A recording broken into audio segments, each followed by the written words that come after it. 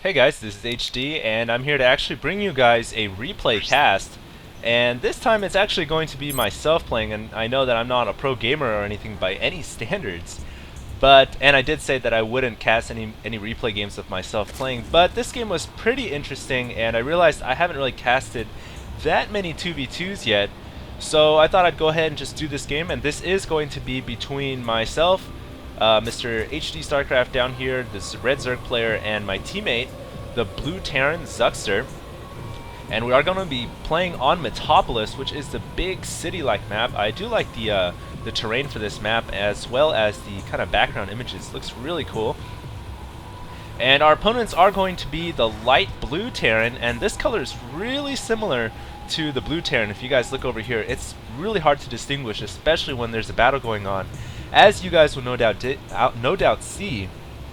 So this is one of our opponents, and his teammate is going to be E5, the purple Zerg, down here in the bottom right hand corner. So it is going to be a Terran plus Zerg versus Terran plus Zerg. And this game I'm actually planning to go for a Roach build, which is pretty standard in 2v2 for Zerg players.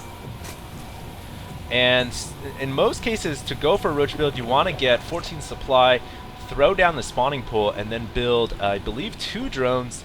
And then basically, as soon as the spawning pool comes out, get a queen, and then throw down your Roach Warren as soon as you have 150 minerals. And basically, the whole idea behind getting 14 drones right away before a spawning pool is so that you won't have to focus your larvas on additional drones. Instead, you can just focus fully on roaches, because you should have enough drones pulling in the income you'll need.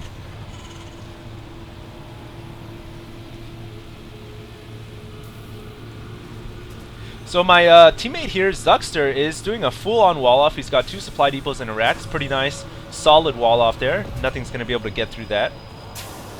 Meanwhile, the opponent Terran also doing a pretty solid wall-off with actually 3 supply depots.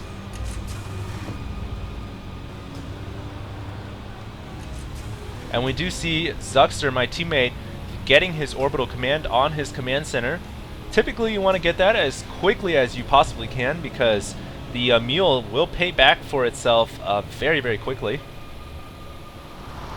The Zerg player also kind of going for an earlier spawning pool, it seems like, and yeah, he's actually rushing my base with about 6 Zerglings, and I'm not sure if I'm going to have the response to deal with this. I do have 2 that were kind of going out, but they are going to get intercepted. And my base is actually really wide open. I'm just now getting my Roach Warren out. My queen is out, and my first couple eggs are being morphed into a Zergling and a Roach. I've got to get my queen out of there, though, and unfortunately she gets surrounded. And I waste some time trying to get her out when I should have probably just attacked. And now this is a bad situation for myself. There are quite a bit of Zerglings in my base. Anytime you're in a situation like this, stack your drones up on a mineral stack and then go ahead and attack. The reason why you do this is because it makes it much harder for the Zerglings to kill off a particular weak drone, since they're all kind of stacked up. And it also makes them easier to attack the Zerglings, the invading force. So keep that in mind next time you've got an invading force in your mineral lines and you don't really have anything else to deal with that. Anyways, I am a bit behind me right now because I have lost my queen, which is actually a major setback. You have to spend 150 minerals to build another queen. You delay your layer because you can't build a layer while you have a queen constructing. So I am a bit behind. So we are going to move on the counter attack right here, myself and my teammate. Luckily, roaches are very strong against Zerglings, having a natural 2 armor. And with a little bit of micro, I am keeping that roach alive. So that is a 3rd roach, as well as a 4th additional reinforcing roach, moving out to my opponent's base. And I'm actually going to hold V in the replay, which shows exactly what we can see, but not it doesn't show the fog of war for opponents. So we are going to make a push in, knowing that our opponent Zerg here does have a natural expansion coming up. We want to definitely try to take that out. And I'm actually moving straight up the ramp, microing this roach with only 1 health. He does fall into a dead end, though. So going eye for an eye there, taking out my opponent's queen. And so both Zerg players here are down a queen, forced to rebuild that. And here comes the enemy Zerg player's teammate, moving in with a couple Marines and a Marauder. And I don't like the positioning of Illumina's Terran units here. He really kind of doesn't want to get surrounded by roaches to the south, as well as marines to the west. And I've also got more roaches reinforcing as well. But luckily for E5 and his teammate, he does get some Zerglings out, and that is probably going to ward off our attack. And so his hatchery most likely going to stay alive here. And I'm attempting to micro away. Unfortunately, roaches are super slow without creep, or even without a movement speed bonus upgrade from the Roach Warren.